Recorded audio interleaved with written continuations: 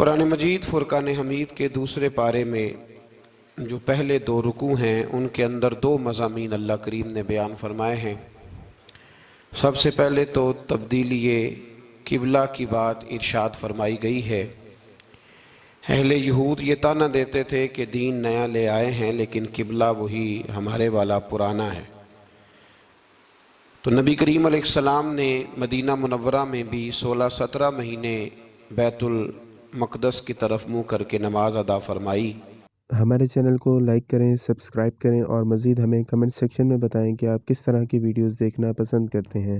जज़ाकल्लाह। एक दिन ज़ोहर की नमाज हुजूर पढ़ा रहे थे तो दिल में ख्याल आया कि अल्लाह कभी किबला तब्दील हो जाए। दो रखतें हुजूर ने बैतुल मुक़द्दस की जानिब मुँह करके नमाज पढ़ी और हुजूर ने जैसे ही अपनी तवज्जो आसमान की तरफ फरमाई तो रब करीम ने फरमाया, महबूब हम आपका बार बार आसमान की तरफ देखना मुलाहजा कर रहे हैं, आप जिधर मुँह करेंगे हम उधर ही किबला बना देंगे। तो अल्लाह तबारक व तआला ने किबले को तब्दील फरमा दिया और फरमाया ये आजमाइश है, ये आजमाइश है पैरवी करने वालों के लिए। बहुत सारे लोग ऐसे होंगे जो उल्टे पांव फिर जाएंगे कि कल किबला और था और आज किबला और है, लेकिन बहुत सारे ऐसे हैं, बल्कि सारे ही ऐसे हैं, इन्होंने सवाल ही कोई नहीं किया। उनकी तवज्जुहात का किबला मेरे नबी करीम अलैहिस्सलाम की ज़ात है। कोई सवाल नहीं किया, हुजूर के पीछे सहाबा ने नमाजें अदा की। फिर इन्हीं दो रुकुओं के अंदर अल्लाह तबारक व तआला ने इस बात की भी वजाहत फरमाई कि अब मुसलमान जहाँ कहीं से भी आएँ वो अपना रुख मस्जिदुल हराम की तरफ कर लें, बैतुल्लाह शरीफ की तरफ कर लें और उसी तरफ मुंह करके वो नमाज़ पढ़ें। और इन्हीं इब्तदाई दो रुकू जो हैं इनके अंदर अल्लाह ताला ने ये भी बयान फरमाया कि मुसलमान दरमियानी उम्मत है, उम्मत वस्त है। इसका हर काम अफरात व तफरीद से पाक है, ये हर काम में मोतदिल है। और इसी के अंदर अल्लाह ने यह भी बयान फरमाया कि क़यामत में बाकी जो सारी उम्मतें होंगी वो सिरे से मुकर ही जाएंगी कि हमें तो किसी ने तबलीग की नहीं। वो अपने अंबिया कराम अलैहिमुस्सलाम का तबलीग करना भूल ही जाएंगे, वो मुकर जाएंगे। तो रब करीम फिर नबी करीम अलैहिस्सलाम की उम्मत को इरशाद फरमाएगा कि क्या तुम गवाही देते हो कि नबियों ने तबलीग की? तो अल्लाह तबारक व तआला इस उम्मत के उलमा की, सुलहा की, सूफिया की, औलिया की गवाही पुराने अंबिया किराम के हक में कबूल फरमाएगा। ये कुरान मजीद पढ़ रहा हूँ, इस उम्मत के औलिया, सूफिया, उलमा, रासिखून फिल इल्म, ये लोग उठ के गवाही देंगे कि हाँ ए अल्लाह, अंबिया किराम ने तबलीग की थी और तेरी दावत को इन्होंने लोगों तक पहुँचाया था। तो उस वक़्त बाकी सारी कौमें ये भी एतराज़ करेंगी कि अल्लाह ये तो बाद में आए थे, इन्हें कैसे पता चला कि हमारे अंबिया ने तबलीग की है? तो रब फरमाएगा हाँ भी बताओ तुम्हें कैसे पता चला? और उम्मत बोल के कहेगी हमें मदीने वाले महबूब ने बताया है, हमें नबी करीम ने बताया है, शुहदा अलन नास। तो उम्मत गवाही देगी व यकून रसूल अलैकुम शहीदा, और फरमाया फिर मेरे रसूल अपनी उम्मत पर गवाही देंगे, फिर नबी करीम अलैहिस्सलाम उम्मत पर गवाही देंगे। और इस तरह इस उम्मत की गवाही अल्लाह तबारक व तआला कबूल फरमा के बाकी सारे अंबिया कराम अलैहिमुस्सलाम के तशरीफ़ लाने को कबूल फरमाएगा और इस गवाही को मंजूर करके अब उम्मतों पर हद जारी की जाएगी कि तुम्हें तबलीग की गई थी, फिर तुमने उस बात को कबूल क्यों ना किया। फिर जब हम बढ़ते हैं ना दूसरे से तीसरे रुकू की जानिब, तो इसमें अल्लाह तबारक व तआला ने दूसरे रुकू से पहले एक बड़ा खूबसूरत फरमान जो बड़ा ज़ुबान ज़द ख़ास व आम है, इरशाद फरमाया फ़ज़्कुरूनी अज़्कुरकुम, तुम मुझे याद करो मैं तुम्हें याद करूँगा, वशकुरूली वला तकफुरून, और मेरा शुक्रिया अदा करो नाशुक्री न करो। वो पीर मेहर अली शाह साहब, किथे मेहर अली, किथे मेहर अली, किथे वो पीर साहब पाक पतन शरीफ तशरीफ ले गए तो वहाँ नारा लग रहा था हक फरीद या फरीद। कुछ लोग होते हैं ना फटाफट एतराज़ करते हैं, तो एक साहब ने पीर साहब से कहा ये क्या नारा लग रहा है? तो आप फरमाने लगे ये कुरान सच्चा हो रहा है।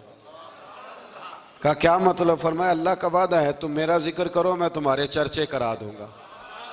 तो फरमाया फरीदुद्दीन ने सारी ज़िंदगी रब रब किया है, अब उनके जाने के बाद अल्लाह फरीद फरीद करवा रहा है।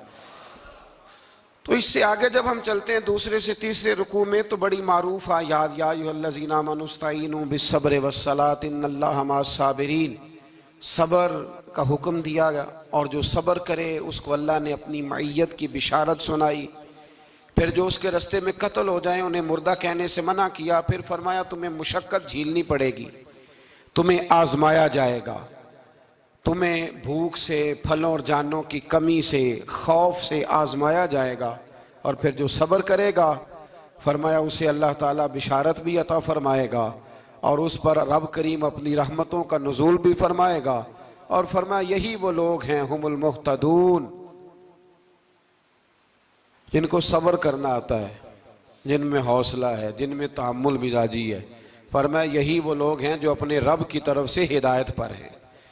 असल हिदायत उस आदमी के पास है जिसमें फिर कोई सब्र भी है, कोई हौसला भी है, कोई सुकून भी है। फिर इससे आगे जब हम बढ़ते हैं तो अल्लाह तबारक व तआला ने थोड़े से मसाइल हज बयान फरमाए। फिर इससे आगे जाके अल्लाह तबारक व तआला ने अपने रब होने की कुछ निशानियां, कुछ अलामतें बयान फरमाई और वो वाली अलामतें बयान फरमाई जो इंसानी शऊर के मुताबिक हैं, जिनको इंसान रोज देखता है। फरमाया ज़मीन आसमान के पैदा करने में और रात और दिन के इख्तलाफ होने में, कि जब रात होती है तो दिन नहीं होता और जब दिन होता है तो फिर रात नहीं होती। और फरमाया ये जो मनो टनो वजन लेके दरिया और कश्ती समुंदर में चलती है, फरमाया इसमें, और जब हम आसमान से पानी बरसा कर ज़मीन से फल उगाते हैं, तो ये सारी चीज़ें देख के समझ जाओ ये खुद नहीं बनी, इन्हें कोई बनाने वाला है, इन्हें कोई बनाने वाला है।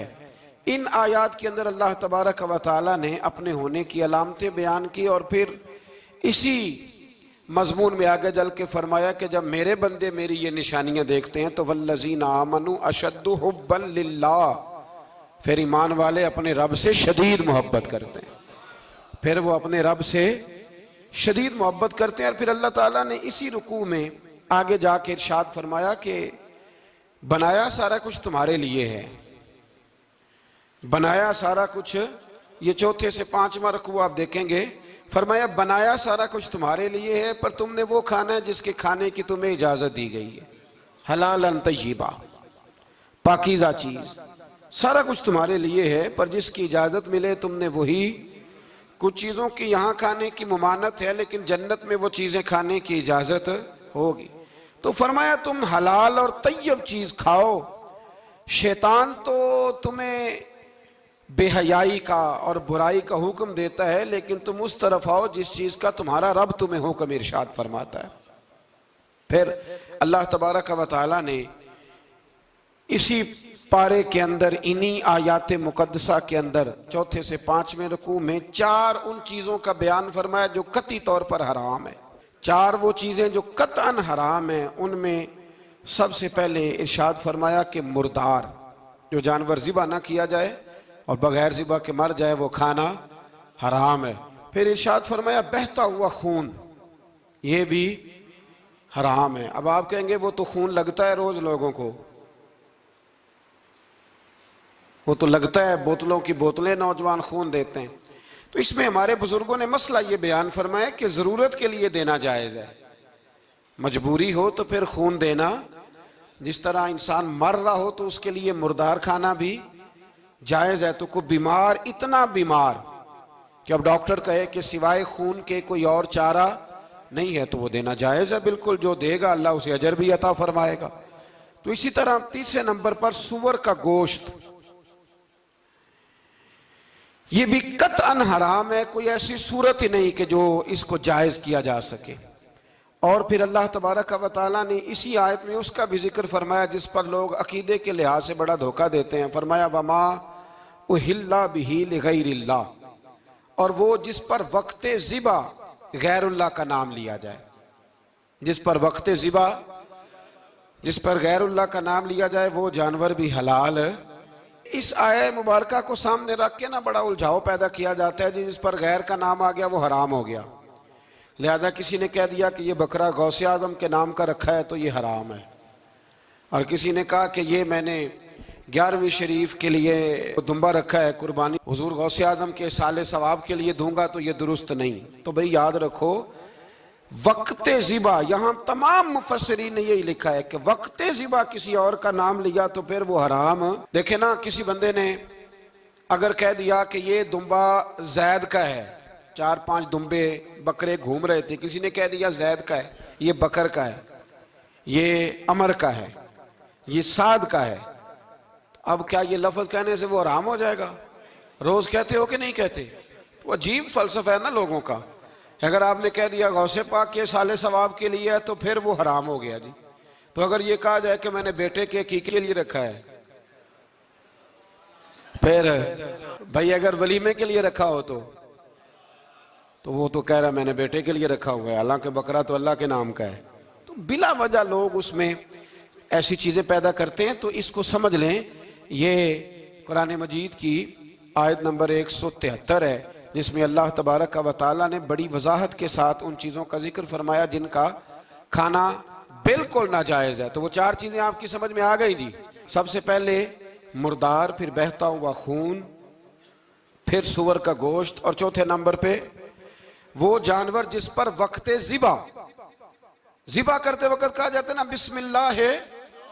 हाँ, अब मुर्गा खरीदने जाओगे ना तो उससे कहना जरा ऊंचा पड़े। मैंने एक से पूछा, मैंने कहा तू तकबीर ही नहीं पढ़ता? कहता मैंने पक्की पढ़ के छुरी पे फूंक ली है। तो मैंने कहा ये कौन सा नया दीन निकला है? कहते छुरी पे फूंक ली है तो अब पक्की हो गई छुरी। तो मैंने कहा छुरी के साथ अगर किसी ने प्याज काट लिया तो फिर तेरी फूंक का क्या बनेगा? तो वो तो गई ना जी। तो इसलिए ये जानवर जब हलाल होगा जब कहा जाएगा बिस्मिल्लाह अल्लाहु अकबर। फिर आगे 5वें से 6ठे रुकू में जो पहली आयत है ना, उसमें अल्लाह ताला ने एक चीज के बारे में नसीहत फरमाई है। जब ये किबले की तब्दीली की बात हुई तो यहूदी भी अपने किबले पर इसरार करने लगे, ईसाई भी अपने किबले पर इसरार करने लगे। वो कहने लगे मशरिक की जानिब मुंह करके नमाज पढ़नी है, ये कहने लगे मगरिब की जानिब मुंह करके नमाज पढ़नी है। तो अल्लाह करीम ने फरमाया ये तो नेकी नहीं कि मुंह मशरिक की जानिब करो या मगरिब की जानिब करो। तो या अल्लाह नेकी क्या है? फरमाया नेकी वलाकिन्नल बिर्र मन आमन बिल्लाहि वल यौमिल आखिर। फरमाया नेकी तो ये है कि अल्लाह और आखिरत पर ईमान लाओ। नेकी ईमान का नाम है। फिर फरमाया फरिश्तों पर, किताबों पर, नबियों पर ईमान लाओ और अपना माल खर्च करो अल्लाह की मोहब्बत में, रिश्तेदारों पर, यतीमों पर, मिस्कीनों पर, मुसाफिरों पर, मांगने वालों पर, गुलाम आजाद कराने के लिए। और फरमाया नेकी तो ये है कि नमाज कायम करो, ज़कात अदा करो, अपने वादे पूरे करो जब तुम वादा कर लेते हो, और जब तुम्हें कोई मुसीबत पहुंचे उस पर सब्र करो। फरमाया उलाइकल लज़ीना सदकू, ये वो लोग हैं जो नेकी के दावे में सच्चे हैं, जो ईमान भी लाएं, खर्च भी करें, मुसीबत पर सब्र भी करें। ये वो लोग हैं जो ईमान के दावे में सच्चे हैं। व उलाइका हुमुल मुत्तकून, और ये वो लोग हैं जो परहेजगार हैं अल्लाह से। आगे आगे ये आयत जिसमें अल्लाह ने किसास का हुक्म दिया है, बदला लेने का। ये हुक्म स्टेट के लिए है, हुक्मरानों के लिए। फरमाया कि जब कोई शख्स किसी के साथ कोई जुल्म करे तो फिर उसका बदला लो। तो किस तरह बदला लेना है?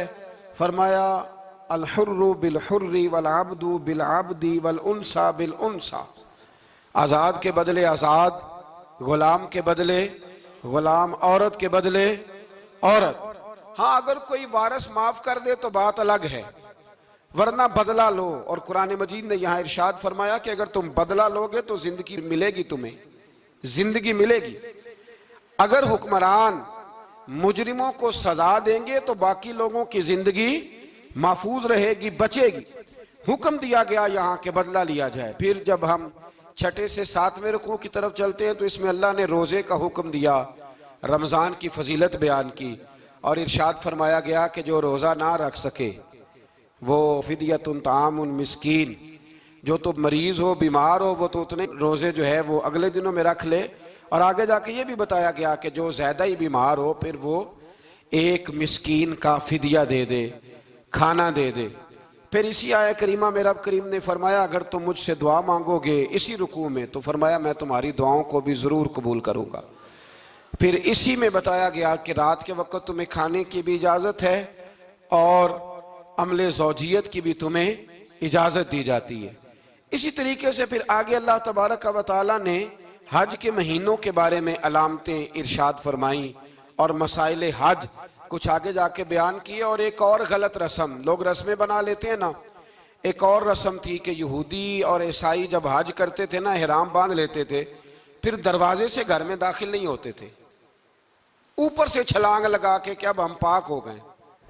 तो दरवाजा चूंकि गुनाहगार है, इसके बीच से गुनाहगार आते जाते रहे हैं, लिहाजा दरवाजे से नहीं गुजरते थे। तो अल्लाह करीम ने फरमाया ये कोई नेकी नहीं, ये कोई तरीका नहीं कि तुम दरवाजों से ना गुजरो। वलाकिन्नल बिर्र मन इत्तका, दरवाजे के ऊपर से छलांग लगाना नेकी नहीं, बल्कि नेकी तो ये है कि अल्लाह से डरना शुरू कर दो। हज के बाद पाक साफ हो जाओ, डरना शुरू करो, ये असल में नेकी है। तो फिर अल्लाह तबारक व तआला ने हज के मसाइल काफ़ी तफसील के साथ, क्योंकि वो फ़िकी मसाइल हैं और पूरी उसकी जुज़ियात हैं, लिहाजा वो एक नशिस्त में करने की बात नहीं। तो रब करीम ने वहाँ मशअर हराम का भी जिक्र फरमाया और उन सब चीज़ों की तरफ निशानदही फरमाई जिन पर तवज्जो करना उम्मत मुस्लिमा के लिए बड़ा ही ज़रूरी है। फिर आगे 8वें रुकू तक ये बातें मुख्तलिफ अंदाज में चलती रहीं। फिर 9वें से 10वें रुकू में एक बात रब करीम ने ये इरशाद फरमाई कि मैंने काफिरों की नज़र में ना, जब उन्होंने मेरी नाफरमानी की है, मेरे कलमा नहीं पढ़ा, मेरे महबूब को नहीं माना, कुरान मजीद को नहीं माना, तो फरमाया मैंने दुनिया की ज़िंदगी उनके सामने मुज़य्यन कर दी। ये बड़ी समझने वाली बात। फरमाया ज़ुय्यिन लिल्लज़ीना कफ़रू, वो जिन्होंने कुफ्र किया था ना, उनके लिए जीनत दे दी किसे? हयातुद दुनिया, दुनिया की जिंदगी को अल्लाह ने ना उनके लिए हसीन कर दी। उन्हें बड़े अच्छे लगते हैं, ये मेरी जायदाद है, ये मेरा बाग है, ओ मेरी हवेली है, ये सारे मेरे जनाब बंगले। फरमाया ये चीजें हमने काफिरों की नजर में फिर प्यारी कर दी। समझिएगा बात, ये काफिर का तरीका है कि वह दुनियादारी का माल देखता है तो उसकी आंखें खिल जाती हैं, बड़ा राजी होता है। मोमिन का ये तरीका, मोमिन किस बात पे राजी होता है? अल्लाह तबारक व तआला की रजा पे मोमिन राजी होता है। इस चीज को अल्लाह करीम ने यहाँ बयान फरमाया। फिर इससे आगे जो हुर्मत वाले महीने हैं उन महीनों का जिक्र किया गया। फिर अल्लाह तबारक व तआला ने जुए और शराब को हराम करार दिया। 219 नंबर आयत है, इसी रुकू में अल्लाह तबारक व तआला ने उसका भी तज़किरा फरमाया। ये तफसील के साथ तज़किरे जारी रहे। फिर इसी तरह औरतों के जो हैज़ो नफास के मसाइल हैं उनको भी अल्लाह तबारक व तआला ने इसी पारे के अंदर बयान फरमाया। कुछ तलाक के मसाइल भी अल्लाह करीम ने इसी पारे 9वें रुकू से आगे जाके उन सारी चीज़ों को अल्लाह करीम ने बयान फरमाया। और फिर ये भी इरशाद फरमाया हैज़ो नफास मसाइल और तलाक, इन सारी चीज़ों को बयान करने के बाद फरमाया कि इनके मसाइल गोया सीख लो, उस पर अमल करो। और फरमाया तिलका हुदूदुल्लाह, ये अल्लाह की हदें हैं, फला तातदूहा, अल्लाह की हदों से आगे न गुजरना। ये वो बाउंड्री है जो अल्लाह ने बनाई है, ये हुक्म वो हैं जो रब ने दिए हैं, तो इनसे आगे ना जाना। तो बित तफसील इन सारी चीज़ों का यहाँ बयान फरमाया गया। और वो मसाइल जो बड़ी तेज़ी से लोग उलझा देते हैं उनका भी अल्लाह करीम ने यहाँ जिक्र फरमाया। बीच में कुछ आयात ऐसी हैं जो ज़्यादा तवज्जो के काबिल हैं और हमारी रोज़मर्रा की ज़िंदगी में हमें उनकी बड़ी अशद ज़रूरत है, जो अगरचे मसाइल फ़िक़ा तो नहीं लेकिन ज़रूरत के लिहाज से, रोज़मर्रा के इखलाकी रवैयों के लिहाज से उसकी बड़ी ज़रूरत है। उन चंद आयात का भी हमने इंतखाब किया, इंशाअल्लाह उस पर भी कुछ बात करता हूँ। इस पारे के आखिर में ना अल्लाह करीम ने एक वाक़या बयान फरमाया। इसमें अल्लाह तबारक व तआला ने ना बनी इसराइल का एक वाक़या बड़ी तफसील के साथ, और वो इस पारे के इख्तिताम पर अक़ीदे के लिहाज से, नज़रिए के लिहाज से, समझने के लिहाज से बड़ी अहम चीज़ है, उस पर ज़रूर गौर फरमाएं। वो ये हुआ कि बनी इसराइल के अंदर हमेशा ऐसे होता था कि अल्लाह तबारक व तआला एक पैगम्बर और एक बादशाह, बनी इसराइल के अंदर हमेशा नबी और बादशाह मौजूद रहते थे। एक वक्त ऐसा आया कि बनी इसराइल में कोई नबी नहीं थे और बनी इसराइल का जो अपना इलाका था ना वो मुल्क शाम है। तो कौम अमाल का एक कौम थी और बड़े सख्त गिर लोग थे। उन्होंने बनी इसराइल वालों के साथ लड़ाई की, जिहाद किया और इन्हें इनके इलाके से निकाल दिया। और कुछ हज़रत यूसुफ अलैहिस्सलाम के ज़माने में वैसे भी एक बहुत बड़ी तादाद जाके मिस्र में आबाद हो गई थी। अब ये हुआ कि इनके पास कोई बादशाह नहीं है, ये बार बार दुआ करते हैं, इल्तिजा करते हैं, तो अल्लाह ताला ने एक पैगम्बर इन्हें अता किए जिनके मुख्तलिफ नाम किताबों में हैं। सदरुल फाज़िल रहमतुल्लाह अलैह ने तफसीर ख़ज़ाइनुल इरफ़ान के अंदर उनका नाम हज़रत शमवील अलैहिस्सलाम लिखा है।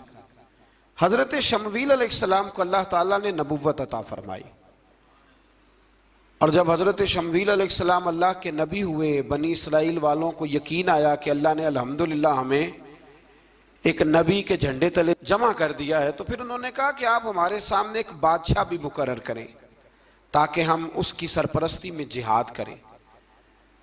जब इन्होंने ये बात की तो अल्लाह तबारक व तआला ने हज़रत शमवील अलैहिस्सलाम के ज़िम्मे लगाया।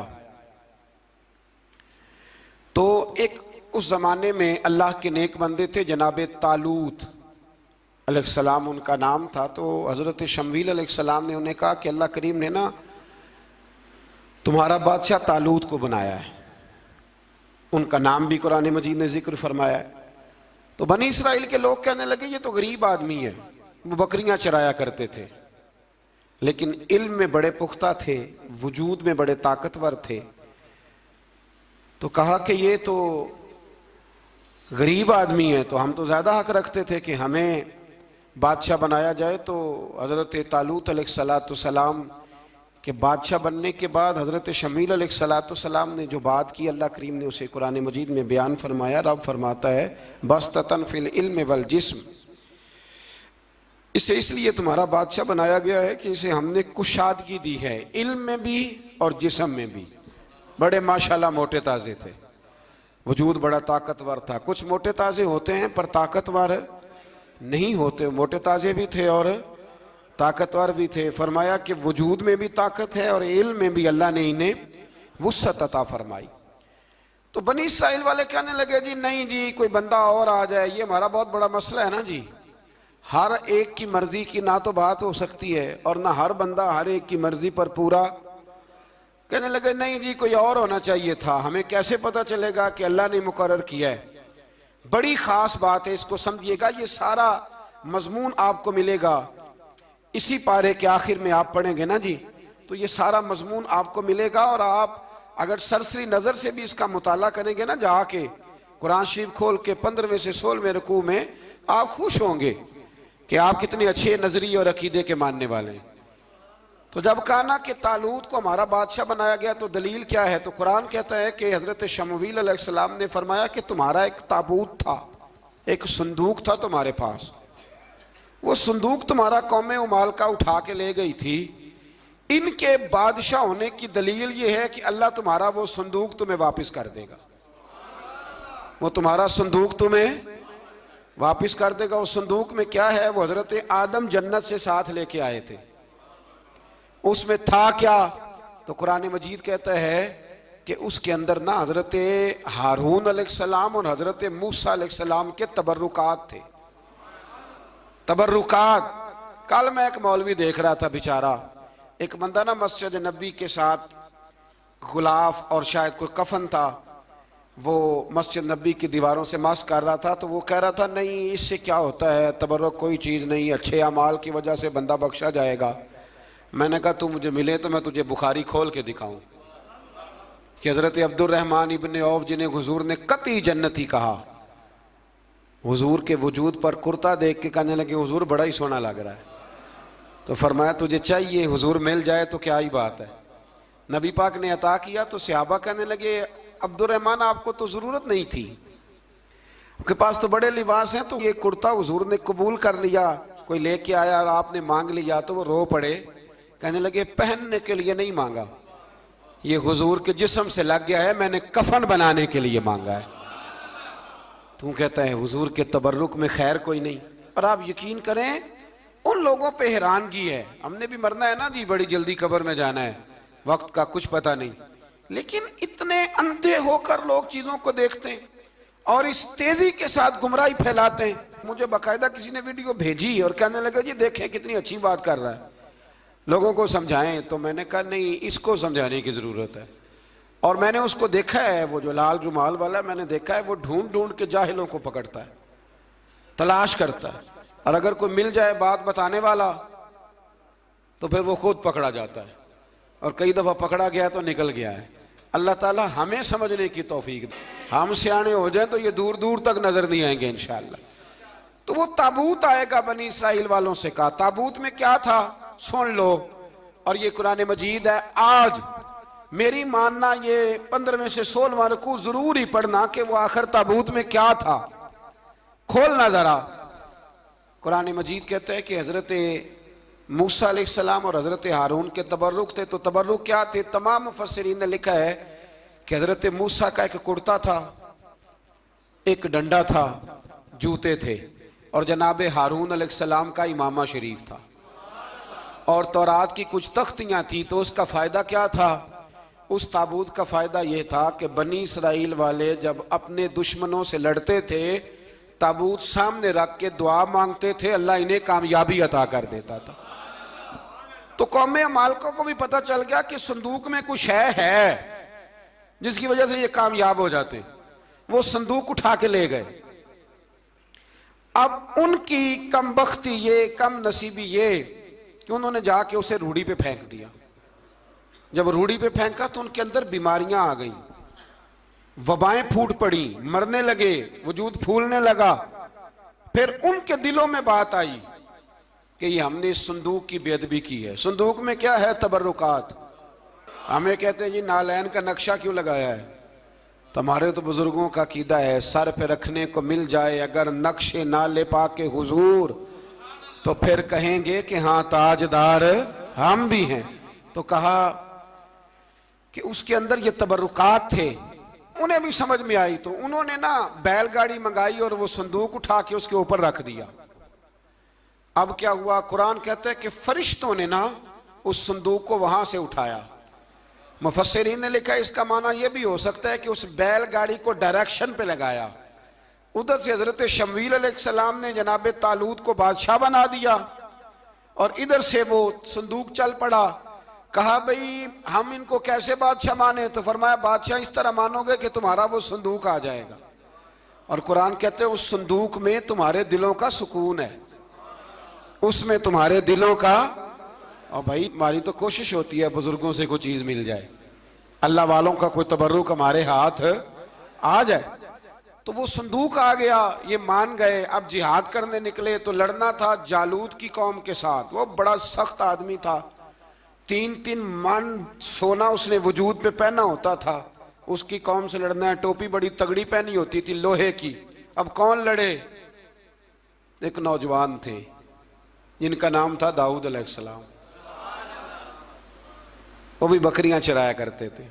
और जिन दिनों हजरत तालूत निकले ना अपनी कौम को लेकर जालूत के खिलाफ लड़ने, तो हजरत दाऊद भी शामिल हो गए। अल्लाह जब किसी को नवाजता है ना तो फिर खास ही करम नवाजी करता है। मुफस्सिरीन ने लिखा जब ये जा रहे थे ना, वहां जा रहे थे तो रास्ते में इन्हें 3 पत्थर मिल गए। इन्होंने वो तीनों पत्थर उठा लिए।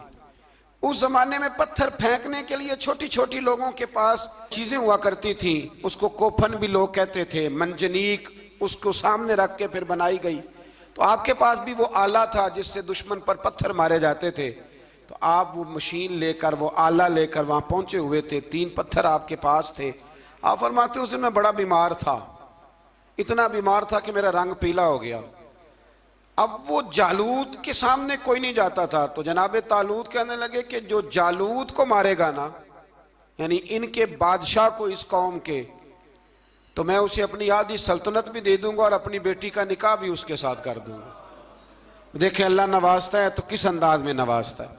तो हजरत दाऊद कहते हैं वो दूर खड़ा था तो मैंने ना 3 पत्थर मारे। भाई हिम्मत करना तो हमारे जिम्मे है कि नहीं? मेरी मिल्लत का जवान कहता मैंने करना कराना कुछ नहीं, यानी अगर आप कहें ना कुछ करो तो फिर वो कोई काम करने की मतलब मामला। वो मुझे कल एक संगी कह रहे थे, कहने लगे जी अल्लाह के फजल से कुछ भी नहीं करना पड़ा, मुर्शद ने नजर कर दी। मैं क्या मैनू मिलनगे तो मैं उन्होंने समझावांगा कि कुछ करा के नजर करया करो, क्योंकि मेरे वो दोस्त हैं, मैं उन्हें जानता हूं। नजर में बड़ा कुछ होता है, लेकिन अल्लाह भी तो बंदे पे बड़ी नजर रहमत करता है ना।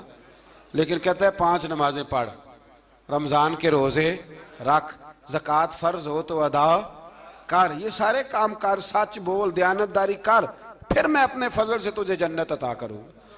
तो ये जो रवैया हमने बनाया ये दुरुस्त नहीं। तो फरमाते हैं 3 पत्थर मैंने मारे, अल्लाह ने इतना फजल किया कि वो भी मर गया, और उससे छू के मेरे पत्थर आगे बढ़े तो उसकी फौज के 30 आदमी भी मर गए।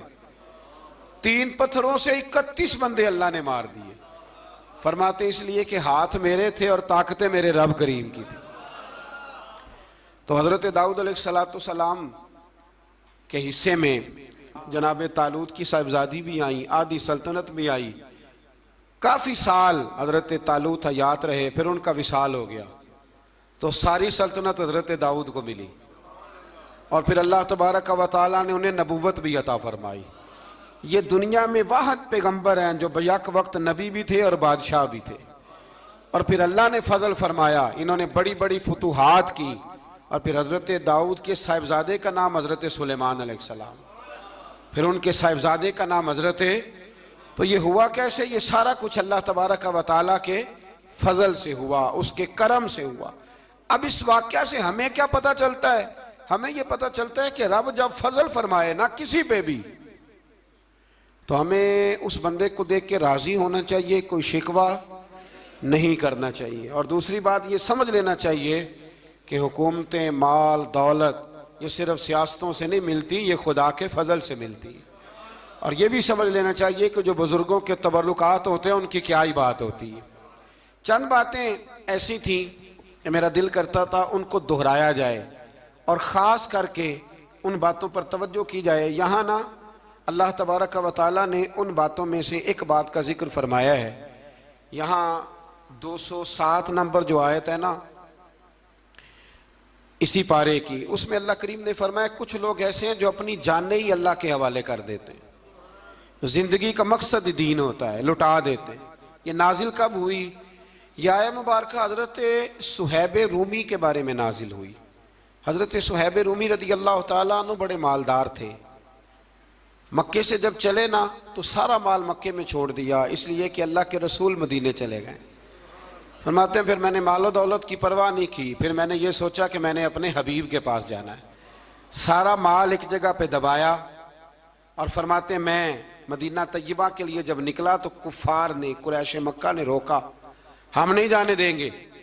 तो हज़रत सुहैब रूमी फरमाने लगे भाई सुनो, मैं कमज़ोर नहीं, मैं ताकतवर आदमी हूँ, और तुम में से कोई ऐसा माई का लाल नहीं जो तीर चलाने में मुझसे ज़्यादा सियाना हो, तलवार चलाने में मुझसे ज़्यादा अक्लमंद हो। जाना मदीने मैंने है। अब यह है कि तुम बताओ मेरे साथ तीरों तलवारों से लड़ोगे या मैं तुम्हें एक सौदा बताऊं वो सौदा करोगे? कुरैश कहने लगे सौदा क्या है? कहने लगे मेरा बड़ा माल है, मैं मक्के में दफन करके आया हूं, तुम मुझे मदीने जाने दो, मैं तुम्हें सारे माल का पता बता देता हूं। हजारों लाखों में था माल तिजारत। देखें जब सहाबा मदीने जाते थे तो कितनी कीमत दे के जाया करते थे। तुम मुझे जाने दो, मैं तुम्हें वहां का पता बताता हूं। उन्होंने कहा जी बात ठीक है, आप पता बता दे। हज़रत सुहैब ने सारी जिंदगी की जमा पूंजी हजारों लाखों में सारी दे दी और मदीने के लिए तैयार हो गए। अल्लाह करीम ने इस बात को बड़ा ही पसंद फरमाया और फरमाया व मिनन नासी मन यशरी नफ्सहु इब्तिगा मरदातिल्लाह। फरमाया कुछ लोग ऐसे हैं जो अपनी जानें ही बेच देते हैं अल्लाह की रिजा हासिल करने के लिए, अपनी जानें बेच देते हैं। नफ्सहु इब्तिगा मरदातिल्लाह, अल्लाह की रजा हासिल करने के लिए अपनी जानों को बेच देते हैं। तो फरमाया फिर अल्लाह क्या करता है? फरमाया वल्लाहु रऊफुम बिल इबाद, फिर अल्लाह भी अपने बंदों पर बड़ा ही रहम फरमाने वाला है। जब ये सारा माल दे के मदीने पहुंचे ना तो इनके इस्तकबाल के लिए जनाब उमर पहले से मौजूद थे। हजरत उमर रिसीव करके नबी करीम की बारगाह में ले गए तो फरमाते हैं हुजूर ने मुझे देखते ही फरमाया सुहेब, जिंदगी में तुमने बड़ी तिजारतें की होंगी, पर ये जो तूने सौदा किया है ना ये बड़ा ही नफे वाला किया है। ये जो सौदा फरमाया ये तूने बड़ा, तो दीन के लिए जब आप कोई काम करते हैं तो ये सौदा बड़ा नफे वाला। एक मजमून और यहां है 216 नंबर आयत में, वो भी बड़ा ही समझने वाला है। अल्लाह करीम ने जब जिहाद फर्ज किया ना तो फरमाया कुतिबा अलैकुमुल किताल, हमने तुम पर कत्ल करना, किताल करना फर्ज किया है। फरमाया हो सकता है तुम्हें ये कराहत महसूस हो, मुश्किल लगे, बुरा लगे।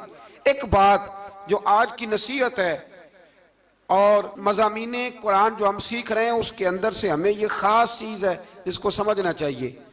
अल्लाह करीम ने फरमाया कि तुम पर जिहाद फर्ज किया गया है, वाहुवा कुरहुल लकुम, हो सकता है तुम्हें नापसंद हो, तो एक ना सारी जिंदगी के लिए एक नसीहत कर दी। फरमाया व आसा अन तकरहू शैया, हो सकता है तुम किसी चीज को नापसंद करो, वहुवा खैरुल लकुम, और वो तुम्हारे लिए अच्छी हो। अल्लाहु अकबर। ये वो बात है अगर समझ में आ गई तो कलेजा ठंडा हो गया, जिंदगी सुकून में आ गई। फरमाया हो सकता है तुम किसी चीज को नापसंद करो और वो तुम्हारे लिए बेहतर हो। व आसा अन तुहिब्बु शैया, हो सकता है तुम किसी चीज से मोहब्बत करो, वहुवा शर्रुल लकुम, और वो तुम्हारे लिए बुरी हो, अच्छी। बस मेरे रब ने एक बात मुसलमान को बता दी तो जीने के लिए बड़ी काफ़ी है। फरमाया तुम मेरे और मेरे रसूल के हुक्म पर चलो। क्यों? इसलिए कि वल्लाहु यअलमु व अंतुम ला तअलमून, अल्लाह जानता है तुम नहीं जानते। अल्लाह के तरीक़ों के मुताबिक, रसूलुल्लाह के बताए हुए तरीक़ों के मुताबिक चलो। अल्लाह जानता है, हम जानते नहीं। तो कुरान मजीद की इस नसीहत पर ज़रूर गौर करें। एक शख्स ने एक दफ़ा अपनी बीवी की बड़ी शिकायतें की नबी करीम की बारगाह में, तो रसूल करीम अलैहिस्सलाम ने फरमाया हो सकता है अल्लाह तुम्हें उसमें से ऐसी औलाद अता कर दे जो तेरे लिए बाइसे खैर हो। जो चीज़ें हम नापसंद करते हैं बाज़ औक़ात उसी में से अल्लाह ताला हमारे लिए खैर कर देता है। अल्लाह हमें समझने की तौफ़ीक़ अता फ़रमाए। आखिर दावा।